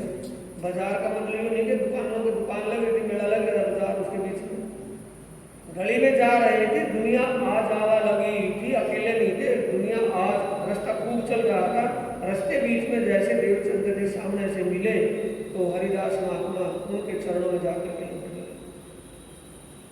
ऐसा दुनिया में कभी हुआ ही नहीं होगा। कि चिल्ले के पाँव में गुरु जी लौटे जी और वो भी एक किसी प्रकार की शर्म लिहाज दिमाग में ना इज्जत बेइज्जती की बात ना रखे कि मेरे सामने चिल्ला ना कुछ भी नहीं, चरणों में लौटे। किस लिए कि इनके चरणों में अपनी क्षमा याचना, जो इसने मेरी सेवा की है, मुझे स्नान करवाते थे, भोजन बना कर खवाते थे, मेरा चरण दबाते थे, इतनी सेवा करते थे, मंदिर की सारी सेवा करते थे, इतनी सेवा करते हुए और फिर भी मैंने इनकी इतनी सेवा इनसे करवाई ताकि आज माफ कर दे। हरदाजी दौड़ काले शीश नमाया चरण, कही हरिदास जी कहा करते हो। हरिदास महात्मा जैसे उनके चरणों में लौटे तो देवचंद कहते हैं गुरु जी ये क्या कर रहे हो, ऐसा करना आपके लिए ठीक नहीं है, मैं आपका शिष्य हूँ, आप मेरे गुरु हो। हाथों उठाया तीन, कहा ऐ श्री देवचंद्र जी कहा खबर कहूँ मैं तुम। देवचंद्र जी आपको क्या बताऊँ, कहीं तुम्हारे स्वरूप की पहचान नहीं हो। हे देवचंद्र माफ करना, मुझे आपके स्वरूप की पहचान नहीं थी, मैं आपके रूप को ही जानता था, आपको अपना सेवक समझ करके सेवा करवाता रहा, कि मेरे से भूल हुई है। आज मुझे भगवान बाल मुकुंद जी ने, आज कौन कह रहे हैं, हरिदास महात्मा कह रहे कि आज मुझे भगवान बाल मुकुंद जी ने आपके स्वरूप की पहचान करवाई है। आज पता चला कि आप कौन हैं। आज दिन लगे हमें सेवते, आज दिन लगे हम सेवते, कबू दर्श नहीं साक्षात, स्वस्वरूप बाल मुकुंद जी मौसो करी विख्यात। मुझे सारी उम्र चली गई, वृद्ध अवस्था हो गई, पूजा करते करते आज दिन तक कभी मुझे भगवान के दर्शन नहीं हुए, और तेरी बदौलत तेरे कारण आज भगवान साक्षात प्रकट हुए और सारी बात उन्होंने बताई, आपके स्वरूप का ज्ञान भी उन्होंने ही करवाया। सो तुम्हारे स्वरूप की पहचान कर दे, तुम इनको जानते नहीं, उन्होंने ऐसी बात कही, मुझे डांट करके कहा कि तुम इनके स्वरूप को नहीं जानते, अनजाने में तुम इनसे सेवा करवाते रहे, तुम्हें पहचान नहीं की ये कौन है। ओ मेरी सेवा करन को इन्हें देव तुम जिन, जो होवे श्री देवचंद्र दिलगीर तो दीजिए वस्त्र से। और उन्होंने ये कहा कि मेरी मूर्ति को नहीं देना, वो मेरे पूजनीय हैं। देवचंद्र जी के तन में जो रासेश्वरी साक्षात विराजमान है, रासेश्वरी का मतलब श्यामा जी महारानी साक्षात विराजमान है। मेरी सेवा मैं उनसे सेवा नहीं करवा सकता, साक्षात परब्रह्म स्वरूप है, मैं उनसे सेवा नहीं करवा सकता। अगर वो सेवा करने चाहें तो भाग्य वस्त्र दे देना, भाग्य वस्त्रों की पूजा करेंगे। ये भी अगली बात उन्होंने अपने आप बताई है। तब पूछा श्री देवचंद्र पाए बाल मुकुंद कि बाल मुकुंद मंदिर में आ गए कि हाँ, कि चलो दिखाइए मुझे भी। अब दोनों जाते हैं और बाल मुकुंद जी की मूर्ति, दो जने बातें करते खुशहाल हुए कि मन आए हरदास जी के घरों, मगन हुए रोशन, बड़े खुश हुए। दो जने दीदार करके लिया प्रसाद जो एक, दो जने का तो अभी तो निर्जल थे ना जी, पहले दिन तो खाया भी, रात चलेगी, अगला दिन आ गया। अब सभी घर परिवार वाले सब जन मिल करके भोजन प्रसाद लेते हैं, देवचंद्र जी भी, हरिदास महात्मा भी और उनकी धर्म पत्नी और उनके बच्चे भी। इन भोज नगर में भई कई भाग बीतक, ताकि एक भाग तुम सो कही है बात बड़ी गुजरत। जामा बांके बिहारी जी का दिया सेवने को श्री देवचंद्र जी सिर चढ़ाए के लाए अपने घर। अब जो बांके बिहारी जी के जो भाग्य वस्त्र दिए उनको सिर पर रख करके, पलड़े में सिर पर रख करके और अपने घर लेकर के आए। घर आकर के मंदिर में पूजा, जहाँ पूजा का स्थान था वहाँ पधरा दिए। लगे सेवा करने किन की आप अपने अंशों, चौका पानी रसोई देह पछाड़े इन हो। देह पछाड़ने का मतलब है निष्काम भाव से तन से सेवा करना। अपने निष्काम भाव से तन से सेवा स्वयं करते हैं। कौन? देवचंद्र जी।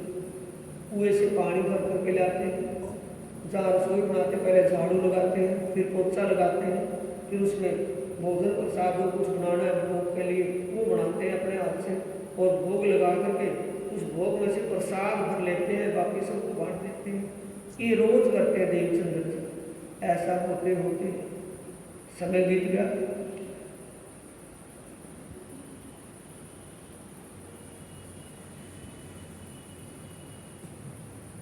जब इन भाग सेवा करें, 37वीं चौपाई, जब इन भाग सेवा करें लगे लीलबाई को लोग कहने, तुम ऐसे स्त्री हो घर में, श्री देवचंद्र जी मेहनत करें हाथों से।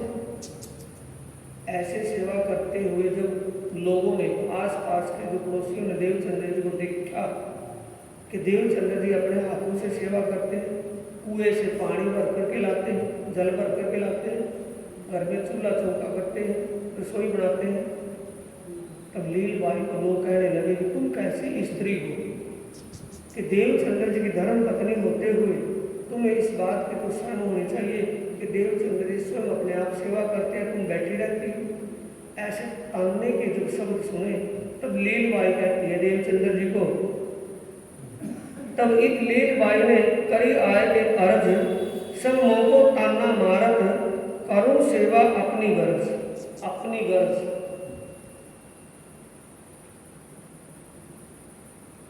इसमें भी भेद छिपा है। अपनी गर्ज आ जाए ना। तब लीलबाई कहती है कि हे मेरे स्वामी पतिदेव, ये सेवा करने का अधिकार मेरा है। जब मैं आपके सामने साक्षात हूँ तो ये सेवा मुझे दीजिए, मैं करूँगी। क्योंकि मुझे अड़ोस पड़ोस के जो हमारी पड़ोसन हैं वो सब ताना मारती हैं कि तुम कैसी औरत हो कि तुम्हारे पति देव भोजन रसोई बनाते हैं, तुम चारपाई पर बैठी रहती हो, ऐसा तुम्हारे लिए ठीक नहीं है पतिव्रता होते हो। मैं अपने शर्म के लिए, अपने ताने ना मेरे को, अपने शर्म के लिए मैं ये सेवा करनी चाहती हूँ, मुझे ये सेवा दीजिए। तब देवचंद्र जी कहते हैं, तब श्री देवचंद्र जी कहा, नाई तेरो एकान कबू तेरो चित दुखायो जल भरते स्थान, या और टहल करते दुखाए तो को नहीं पहचान, इश्क नहीं स्वरूप बिना। कि हे लीलबाई, ठीक है मैं मानता हूँ कि आप सेवा कर सकती हो, आपका अधिकार भी सेवा का है, पर तुम्हें स्वरूप की पहचान नहीं है। जिसकी मैं पूजा करता हूँ, जिसकी ये सेवा करता हूँ, तो मेरी आत्मा के सच्चे मालिक हैं। मैं आत्मा का प्रीतम समझ करके साक्षात उन्हीं के वस्त्र नहीं, जिनके वस्त्र है उसी स्वरूप का मैं बांके बिहारी की पूजा करता हूँ। बांके बिहारी का नाम सुमन रखता हूँ, क्योंकि नाम किसने लिया था? देवचंद्र जी ने। लीलबाई को तो नाम नहीं मिला भी था देवचंद्र जी, कि मैं उनकी पूजा करता हूँ।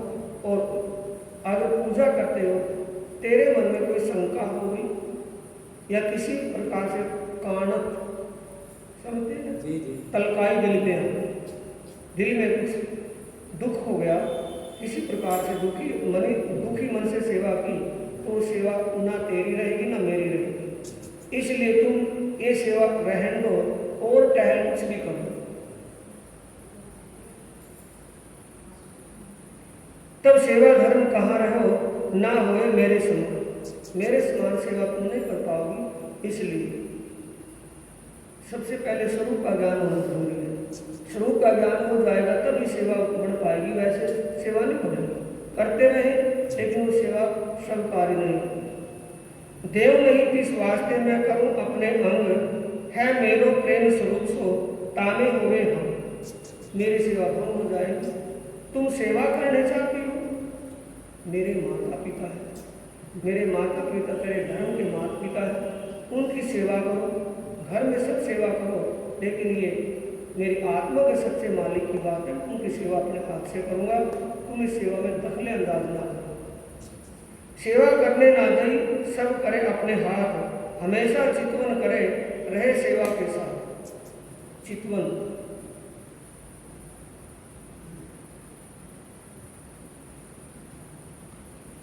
जो सेवा करते हैं।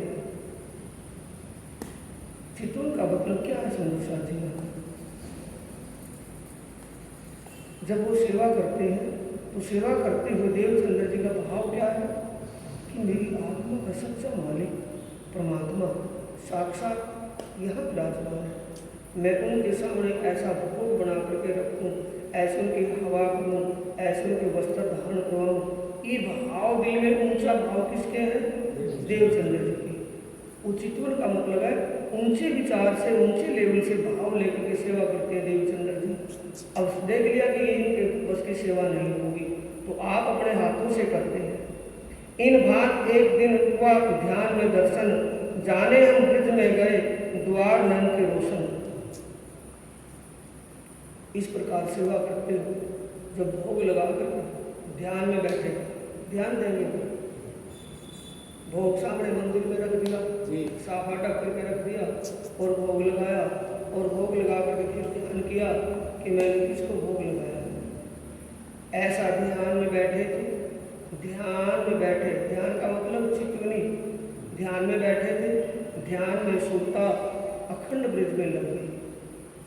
जिस स्वरूप का ध्यान करते थे उसी स्वरूप के उस योग मार्ग पर भाट में ध्यान में वहाँ सुरता पहुँच गई और सुरता लगी। जाने हम ब्रज में गए, जाने शब्द आ गया, कैसा एहसास कैसा हुआ? जैसे देवचंद्र जी की सुरता नंद के घर, अखंड ब्रज में नंद के घर पहुंच गई, द्वार दरवाजे पर पहुंची। जहां सुरता जी बैठी थी ऊपर माची, सामने क्या देख रही है? सुरता गई है ना उनका चित्तवृत्ति ध्यान, सुरता कहाँ? अखंड ब्रज में योग मार्ग ब्रह्मांड में नंद के घर। तो सामने कौन बैठी है? यशोदा माता। घर के बीच में चारपाई के ऊपर, तख्त के ऊपर कौन बैठी है? वहाँ यशोदा माता। ऐसा फूल किसको लग रहा है? देवचंद्र जी को। देवचंद्र जी कहाँ बैठे हैं? भूजनगर में। जहाँ यशोदा जी बैठी थी ऊपर माची के, देखे दूध उठाते टहल कराते, दूध उड़वा रही थी, दासियां चूल्हों में दूध उबाल रही थी, यशोदा माता चारपाई पर बैठी थी। ऐसा सीन किसको दिखाई दे रहा था? देवचंद्र जी को। उनकी सुरता उस सीन को देख रही थी। तहाँ आपसे देवचंद्र जी ठाड़े भय जब आए, यहाँ ये आंखियां छिपी हुई है, थोड़ा ध्यान से समझना। जब आप ध्यान में बैठते हैं तो परम धाम में सुरता जाती है कि शरीर जाता है? अब देवचंद्र की सुरता गई हो, ये शरीर गया है। शरीर का नाम तो देवचंद्र है जी, सुरता का नाम तो देवचंद्र नहीं। तहाँ आप श्री देवचंद्र जी ठाड़े भय जब आए जाए, देवचंद्र जी की सुरता जब नंद के द्वार खड़ी थी, सामने यशोदा माता बैठी दिखाई दे रही थी, तो यशोदा माता ने आवाज लगाई, कहे आई जी आओ श्री देवचंद्र जी। आई जी यहां से समझना, आई जी का मतलब सास। दो माता होता है ना, जन्म की माता, एक सासू माँ, दो होती है ना। अब सासू माँ कौन थी? यशोदा। अब यशोदा ने कहा कि आओ। अब यहाँ से ठीकरा बदलता है। क्यों बदलता है? आई जी के नाम। देवचंद्र जी शरीर योग माया में नहीं जा सकता, कोई किसी का भी शरीर गया नहीं। जब किसी का शरीर बैकुंठ में नहीं गया तो वहाँ कैसे जा सकता है? जीव तो जा सकता है, यात्रा दे कहते हैं उसे, यातना दे तो जा सकती है, जीव तो जा सकता है सूक्ष्म रूप में, लेकिन शरीर तो नहीं जा सकता। और शरीर का नाम देवचंद्र है, ना जीव का नाम देवचंद्र है, ना सुरता का नाम देवचंद्र है, दोनों का नाम देवचंद्र नहीं, तन का नाम देवचंद्र है। तो देवचंद्र जी की सुरता जब वहां गई तो सुरता पहले किस रूप में थी? राधा के रूप में। अब यशोदा माता थोड़ी पहचानने की सुरता को, सुरता का रूप क्या दिखाई दे रहा है यशोदा को? राधा का रूप। अब राधा आई जी किससे है? सास और बहू का नाता। अब आई जी कहती है यशोदा माता, कहे आई जी आओ श्री देवचंद्र जी, मन में महासुख पाए। बड़ा खुश होकर के सुख उमंग में आकर के यशोदा माता कहती है कि आओ राधा रानी, वहां क्यों खड़ी हो? यशोदा जी कहे तुम अरोगो श्री देवचंद्र जी इट यशोदा कहती है कि आओ जलपान करो बैठो। अब देवचंद्र जी कहते हैं कि मुझे कन्हैया से मिलना है। कि कन्हैया तो बच्चों के साथ खेलने के लिए बाहर गए हैं। तब पूछा श्री देवचंद्र ने श्री कृष्ण जी हैं कि कन्हैया कहाँ है, मुझे कन्हैया से मिलना है, बहुत जरूरी काम है कहाँ श्री कृष्ण जी, मैं करूं दर्शन, कहीं गए वन में खेलने, कया है उठ मेरा मन, कया है उठ मेरा मन।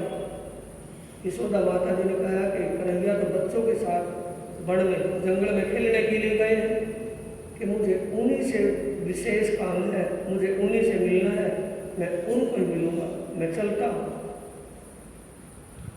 तहाँ आप श्री देवचंद्र जी चले तरफ जहाँ वन, तहाँ बाल गोपाल खेलते, कहाँ श्री कृष्ण जी पूछाते।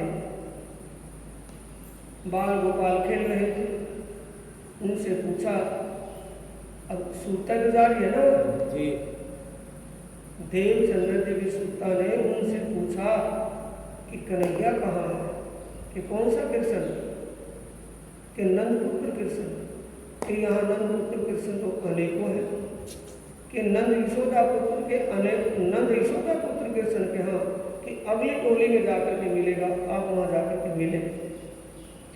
नंद के बेटे कृष्ण जी यहाँ बहुत हैरान, तुम किन को कहते हो, कहाँ यशोदा बेटा के यशोदा का लड़का। बुलाए लिए देवचंद्र जी, बैठाए अपने पास, बातें लगे करने, मुख मीठे प्रेम लिए खास।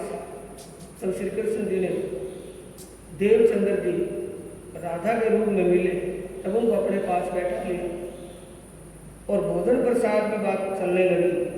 इन समेत घुंगरी पकाई भोजन मोह, छेड़े दो छटके ले रुमाल, पानी निकालने 300। उस समय जंगल में बच्चों ने, बाल गोपालों ने घुंगरियों का प्रसाद बनाया हुआ था। भोजन प्रसाद का समय हो चुका था। अब श्री कृष्ण जी कहते हैं कि आओ भोजन प्रसाद लेंगे। सभी के आगे पत्तल परोसी गई, पत्तलों पर भोजन प्रसाद रखने लगे। अब जब यशोदा माता को घर मिले थे देवचंद्र जी, तो वहाँ उन्होंने कहा कि अगर आपको जल्दी है, थोड़ा सा लड्डुओं का प्रसाद पल्ले में बांध दिया कि जाओ कन्हैया के साथ दोनों खा लेना, दोनों बैठ कर भी खा लेना।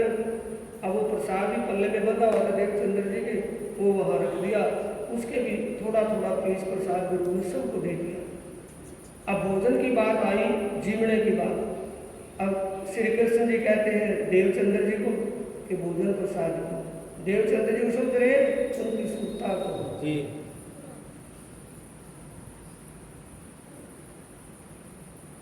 जैसे जब आप ध्यान लगाते हो तो आप अपने आप को सुरता रूप में वहाँ पाते हो। तो कैसा लगता है जैसा मेरा शरीर जो का तो यहाँ पहुँचा हुआ, शरीर तो वहाँ नहीं पहुँचता, लेकिन सुरता से एहसास होता है। ऐसे सुरता तो पहुँची देवचंद्र जी की, शरीर एहसास होता है जब देवचंद्र जी का शरीर वहाँ पहुँचा। अब भोजन प्रसाद जीवने की बात आ गई कि भोजन प्रसाद जीवना जाए। अब कृष्ण जी कहते हैं देवचंद्र जी को करो शुरू, देवचंद्र जी कहते हैं कृष्ण जी को करो शुरू। आपस में यही चल रहा था। जैसे ही देवचंद्र जी ने अपना हाथ आगे लगाया,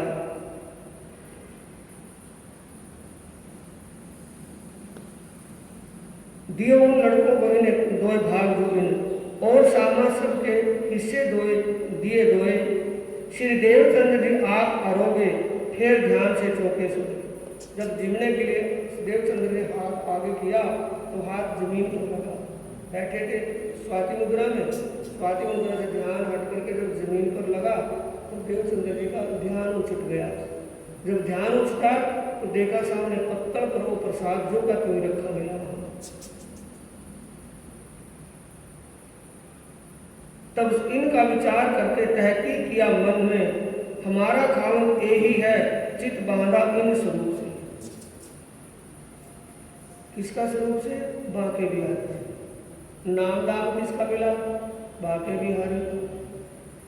अब जिसने नाम दाम दिया था उसको बाल मुकुंद का दर्शन नहीं हुआ था, देवचंद्र जी के कारण बाल मुकुंद का दर्शन हुआ। अब देवचंद्र जी की लगन के अनुसार शोभा जाने आत्म की लगन, तो ये लगन कितनी है देवचंद्र जी की? अब बांके बिहारी के स्वरूप में साक्षात वहाँ को दर्शन भी हुआ। दर्शन हुआ तो वहाँ तसल्ली हो गई अगर पत्तल ना मिलती, जी भोजन प्रसाद सामने रखा था ना, आग उसमें लगा, अगर वो ऐसा ना होता तो फिर तो था वो सुपना। और सामने पत्तल और पत्तल पर जो प्रसाद एक झुका तो मिला तो क्या हो गया? सच। अब देवचंद्र जी को विश्वास हो गया, ये दृढ़ता कौन कर रहे हैं? राज्य विश्वास बांधते बांधते पहले अपनी लीलाओं के स्वरूपों का दर्शन करवा रहे हैं, फिर अब मूल स्वरूप का दर्शन हुआ। अब लीला के स्वरूप का दर्शन हुआ, अब मूल स्वरूप का दर्शन हुआ। पहले लीला का स्वरूप, वो जो आरंभ में आए थे दीवान के वेश में, सिपाही के वेश मिले थे, लीला का स्वरूप था। अब बांके भी आ रही है, लीला का स्वरूप है। अब मूल स्वरूप का जब दर्शन होगा तब पता चलेगा, एक दिन लीला ढकी हती अवतारों दरमियान आप ही आए के अपने प्रकट कराई पहचान।